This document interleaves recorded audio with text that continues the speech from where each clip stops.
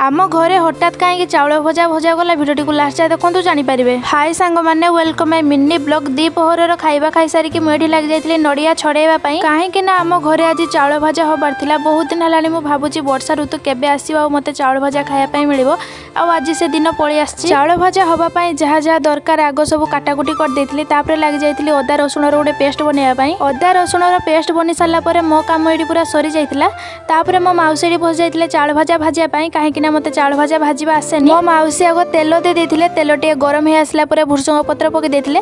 तापर टे प्याज पकई सारिक हलदी दे देते। हलदी दे सारिक अदा रसुण पेस्ट पकई देते। यही सब सेते जाए भाजिले जे पर्यंत प्याज नाल ही आसेनी।